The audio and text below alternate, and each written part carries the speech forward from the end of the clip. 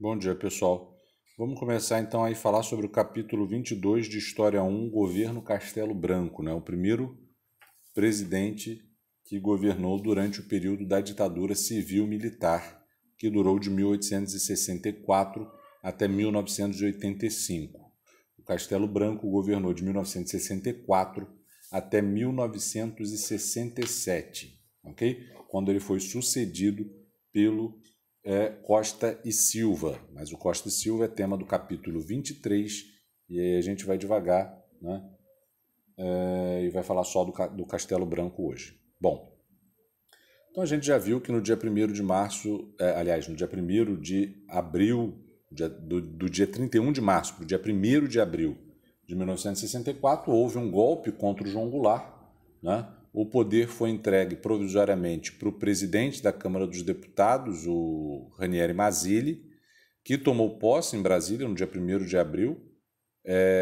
Em seguida, o governo, no dia seguinte, exatamente no dia seguinte, no dia 2 de abril de 1964, quando o João Goulart ia para o exílio, o governo dos Estados Unidos reconhecia esse novo governo do Brasil, né? Reconhecia o Ranieri Mazzilli como presidente, o que comprova, o que já demonstrava na época a possível participação dos Estados Unidos no golpe, que hoje, né, comprova, não por conta disso, mas por conta de vários outros fatores, que comprova a atuação do governo dos Estados Unidos no golpe de 64 do Brasil.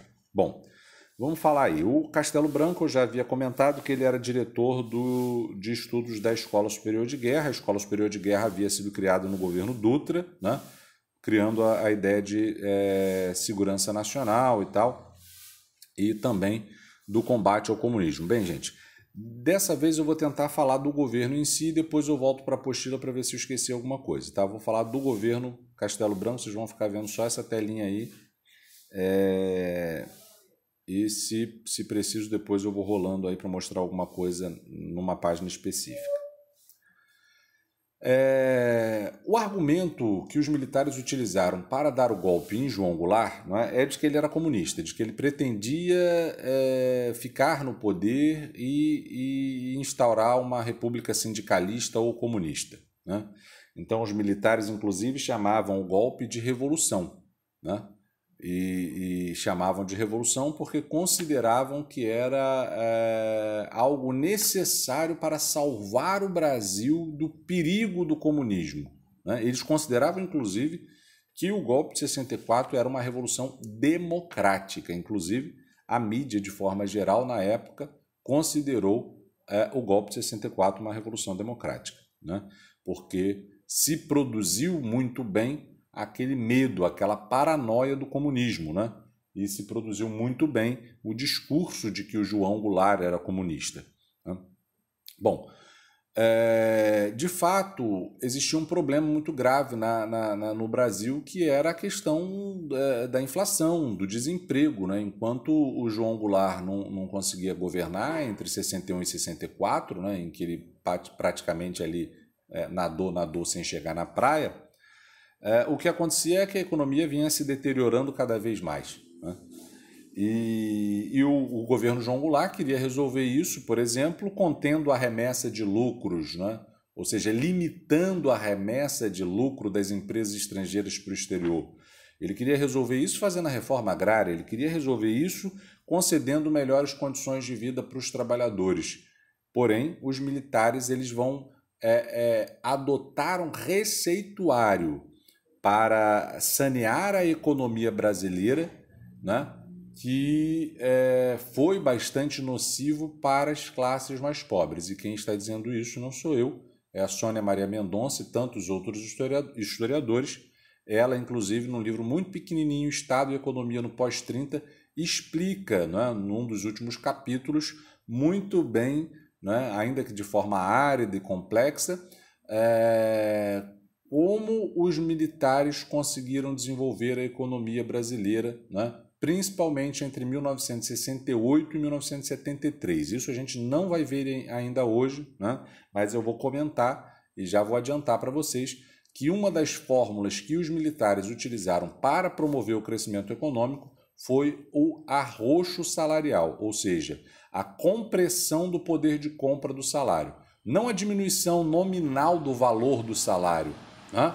Porque você não pode fazer isso, mas eles tinham uma prática de reajustar o salário sempre abaixo da inflação. Então a inflação, por exemplo, era 20%, eles aumentavam o salário em 10%. Na prática você não tinha ganho real, ok? Então essa, por exemplo, foi uma das práticas que os militares se utilizaram para promover o desenvolvimento econômico que realmente aconteceu entre 1968 e 73, ok? Mas a gente vai ver às custas do quê? Beleza? E aí a gente também vai ver quais os reflexos que esse crescimento econômico que os militares promoveram vão deixar para o país. Beleza? Então, de cara, o Castelo Branco já vai pedir, não é, um plano de desenvolvimento econômico e vai ser desenvolvido o chamado PAEG, né? O PAEG, que era o Programa de Ação Econômica do Governo. Ele tinha alguns objetivos, como reduzir o déficit no setor público, né? Comprimir os salários, como eu já adiantei, essa é uma das fórmulas que os militares utilizaram para promover o desenvolvimento econômico, proibir o endividamento dos estados, né? E também cortar subsídios em alguns produtos como trigo e o petróleo. O trigo e o petróleo eram subsidiados no governo João Goulart para manter o preço de alguns produtos básicos, como o pão, né, controlado, para manter o sujeito mais pobre, né, com o poder de compra para ele se alimentar e tal. Então o governo subsidiava, reduzia geralmente impostos sobre o trigo, sobre o petróleo, para manter esses produtos baixos, né, num preço razoável. Os militares, através do PAEG, eles vão cortar esses subsídios, então vai haver um aumento de preços e também vai haver o aumento de impostos, ok? Vai haver uma maior cobrança de impostos, inclusive um aparelhamento da máquina do Estado para cobrar impostos de forma mais eficiente, né? O historiador Boris Fausto, eu bem me lembro que no livro A História do Brasil, ele diz que isso até nem foi de todo ruim, porque é claro que quando você eleva os impostos, você afeta geralmente os mais pobres. Mas essa prática que os militares adotaram de maior cobrança de impostos também foi no sentido relativamente positivo, porque, nas palavras do Boris Fausto, fez com que o devedor do Estado não fosse mais um bom negócio, né? Porque antes o cara que não pagava os impostos ficava por isso mesmo. Agora, né, o Estado vai bater mais em cima disso. O PAEG, com redução de gastos públicos, e isso não necessariamente é positivo, porque é menos dinheiro na educação, na saúde, etc., com a compressão dos salários, com a proibição do endividamento dos estados e com corte de subsídios, né, e aumento de impostos, é claro que ele vai sanear a economia, né? É claro que ele vai sanear a economia, as empresas públicas, as estatais vão melhorar muito a sua situação econômica, né? E isso vai dar ao Estado a capacidade de orientar a economia, inclusive fazendo uso das empresas estatais, né? Uma das fórmulas que os militares utilizaram para promover o desenvolvimento econômico foi também como é que eu posso dizer? A atuação do Estado na promoção do desenvolvimento econômico, atuando sempre aí com as suas empresas estatais. Okay? Em junho de 1964, o Castelo Branco ele aprova a lei de greves, né, que praticamente impossibilitava o trabalhador brasileiro de fazer a greve. É o que mostra aí que esse novo regime tinha um viés antitrabalhista, digamos assim, até porque os trabalhadores, no geral, eram muito ligados e associados ao PTB, ao João Goulart e tal. Uma outra coisa que a lógica dessa lei de greves quer fazer é impedir o trabalhador de reclamar, de questionar o projeto de desenvolvimento econômico do governo, para que o governo tenha mais condição de desenvolver a economia, né? Bom, uma outra coisinha que o governo, que os militares vão fazer, que o Castelo Branco vai fazer, é criar o FGTS. Eu nem ia começar por isso aí, né? Mas uma outra coisinha que eles fizeram foi criar o FGTS. Isso é tido pelas pessoas e muitos defensores da ditadura militar acabam utilizando isso em defesa dos militares. É verdade, eles criaram o FGTS, mas eles criaram com o FGTS porque acabaram com uma seguridade que o trabalhador tinha, que era, né, muito mais interessante para os trabalhadores. Até 1964, o trabalhador que tinha 10 anos de carteira assinada numa empresa, né, ele ganhava o direito à estabilidade no serviço. Então, eu, Flávio, por exemplo, tenho mais de 10 anos na escola. Se existisse a lei lá de 1964, eu ganharia, né, por esse princípio aí, constitucional, legislativo, sei lá, a estabilidade no emprego só poderia ser demitido em casos muito específicos, tipo o funcionário público, né? Eu tinha estabilidade. Eu não podia ser demitido por qualquer razão. Só que os militares, eles acabaram com essa estabilidade, né? Eles removeram isso da CLT, porque isso estava assegurado na CLT, e aí eles criaram o FGTS, o Fundo de Garantia por Tempo de Serviço, que é uma grana que o patrão tem que depositar, se eu não estou enganado, é 8% referente ao salário do sujeito, que o patrão tem que depositar numa conta da Caixa Econômica em nome desse funcionário, que ele só pode sacar o dinheiro em alguns casos muito específicos, como também, como por exemplo, demissão sem justa causa, ou para comprar uma casa, ou em caso de doenças graves, etc. Essa criação do FGTS e o fim da estabilidade de serviço foi muito mais óbvio que para beneficiar os empresários, né? Que a partir de então puderam demitir e contratar os seus funcionários com muito mais facilidade, né? Inclusive muitas vezes demitindo os funcionários mais antigos e contratando mais novos com salários menores, né? Em agosto de 1964, o Castelo Branco vai tomar uma outra medida importante, muito na contramão do que o João Goulart e do que o Getúlio Vargas pensavam. Ele vai conceder liberdade ao investimento estrangeiro e também a remessa de lucro para os países de origem, né? Então, a partir de agosto de 1964, a Volkswagen, por exemplo, que é alemã, passou a ficar tranquila, porque ela podia investir tranquilamente aqui no Brasil e mandar os seus lucros para a Alemanha. A Chevrolet também podia fazer isso, né? Só que no caso a Chevrolet americana iria mandar o seu lucro para os Estados Unidos.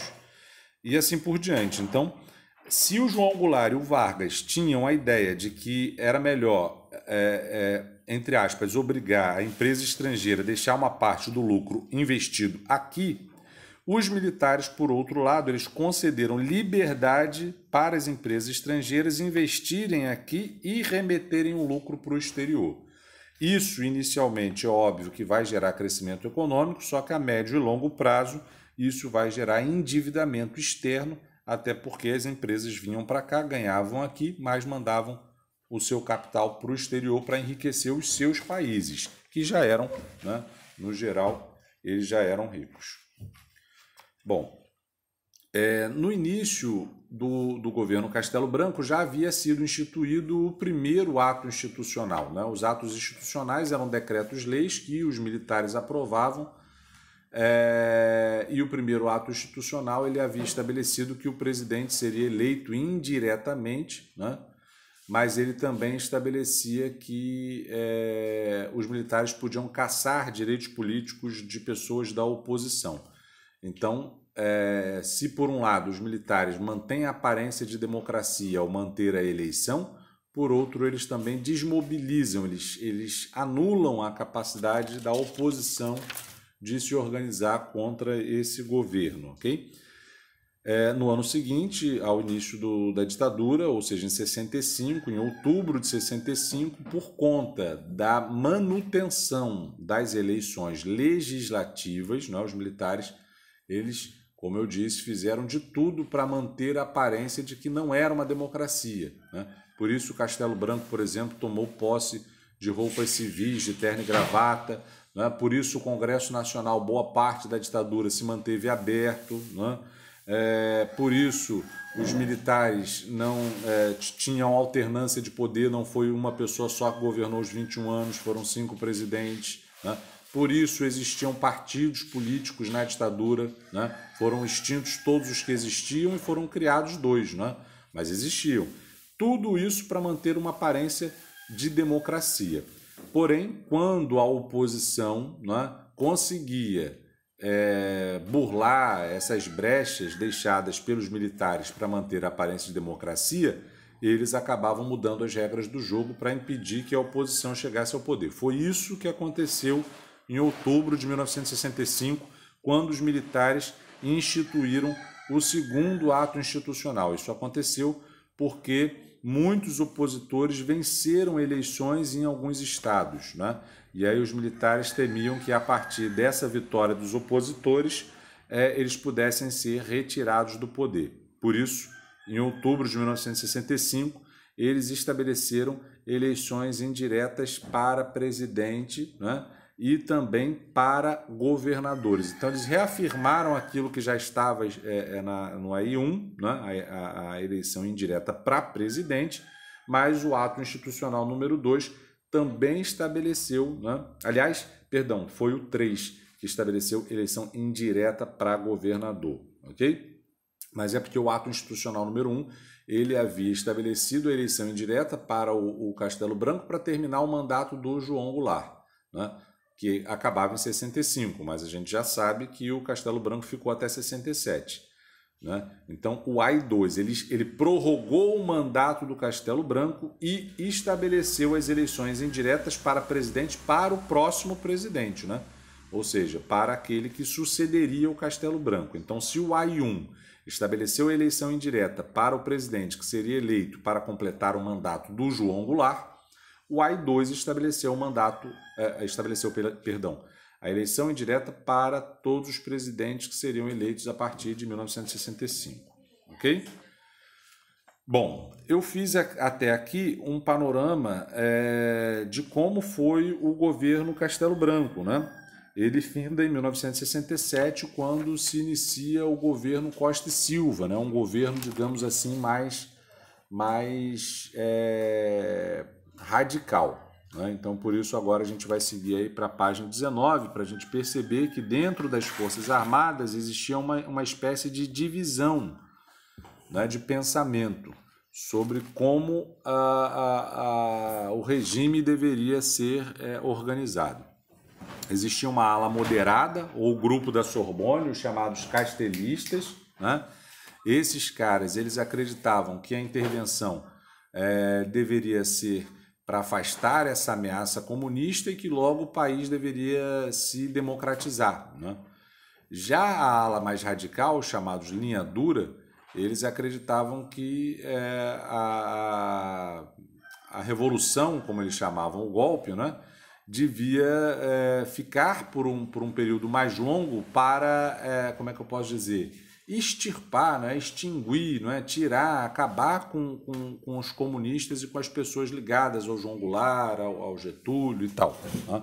Então existia uma espécie de divisão aí dentro das Forças Armadas entre os chamados moderados e os chamados linha dura, ou chamados castelistas e os linha dura, né? Afinal, o grupo da Sorbonne, a ala moderada, tinha o apoio de Humberto Castelo Branco e por isso era chamada de castelista, né?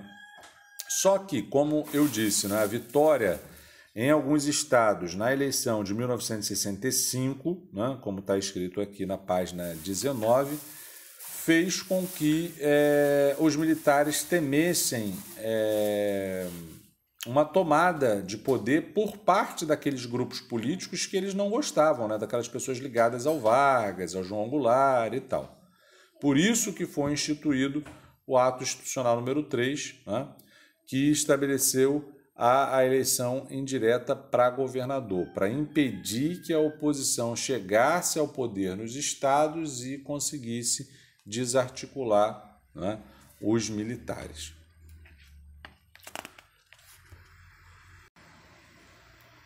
Bom, para finalizar, o que a gente vai falar é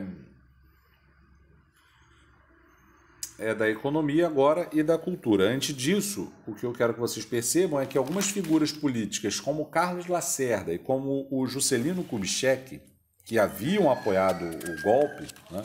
Inclusive na página 20, a gente tem a imagem aí do Carlos Lacerda no microfone falando de forma meio empolgada, né, ele se tornou um crítico dos militares, né, justamente porque ele viu que os militares não pretendiam, como é que eu posso dizer, democratizar o país, né, porque o discurso inicial dos militares é de que eles iriam tomar o poder, afastar a ameaça comunista e depois iriam redemocratizar o regime. Né? Mas quando o Carlos Lacerda viu que até eleição indireta para governador, né, os militares impuseram, ele que queria, né, como é que eu posso dizer, queria se destacar no cenário político da época, acabou retirando o seu apoio ao golpe, ok? O iminente Carlos Lacerda, que tanto fez oposição ao Vargas, ao João Goulart e que tanto apoiou os militares. Bom, para a gente finalizar aí o governo do Castelo Branco, o que eu vou falar é basicamente o que eu já havia dito da economia, né? Que o receituário econômico que os militares vão utilizar para desenvolver a economia é o PAEG. O PAEG é fundamentado em alguns princípios, como o controle de gastos públicos, a proibição dos estados de contraírem dívidas, o corte nos subsídios, como o trigo e o petróleo, que eu já havia dito, o arroxo salarial e o fim da estabilidade no emprego, né? Então, se alguém pensar, os militares eles fizeram a economia crescer, realmente, mas às custas de quê? Né? É isso que a gente tem que pensar sempre, beleza?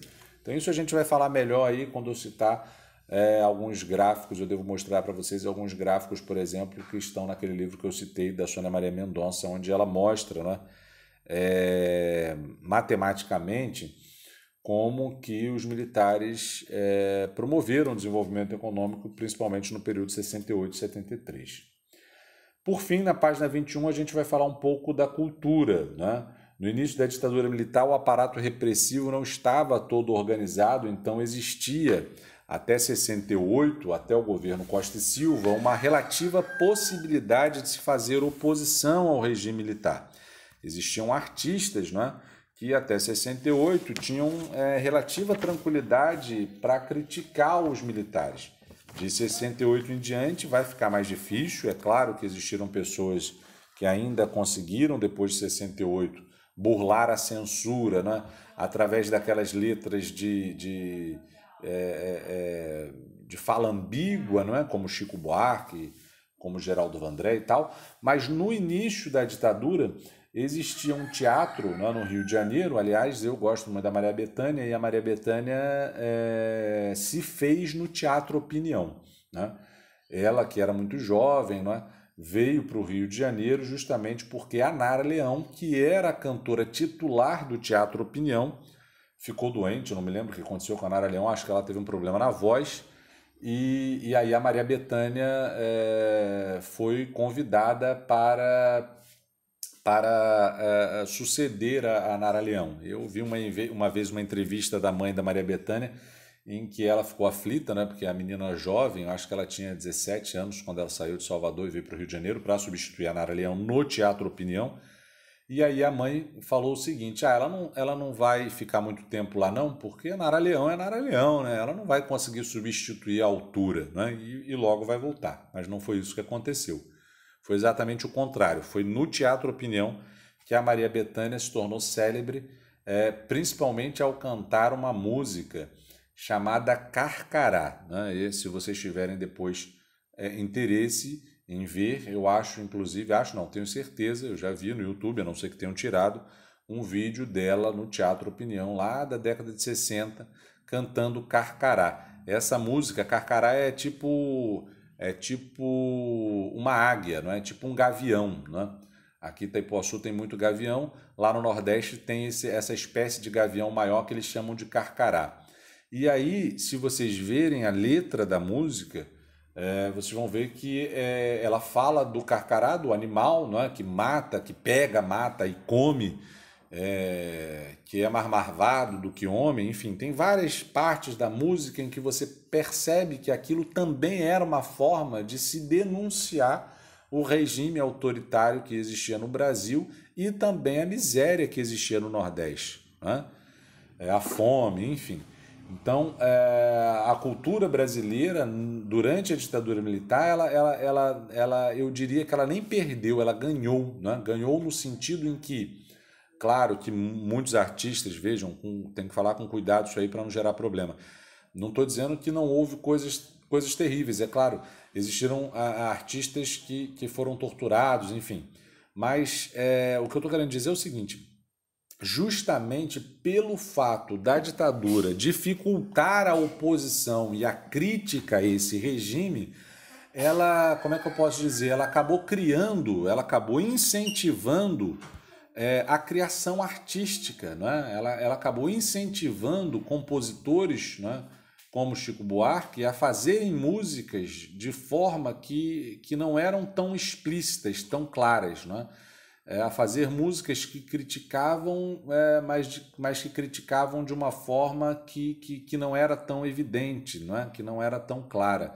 Eu agora, por exemplo, estou me lembrando de uma música que o Chico Buarque escreveu, chamada Apesar de Você, e quando ele produziu essa música, os censores, né, porque existia todo um aparato para tentar analisar tudo que era publicado e censurar o que não era interessante para os militares, e aí os censores chamaram o Chico Buarque para explicar, não é, que letra era aquela e tal.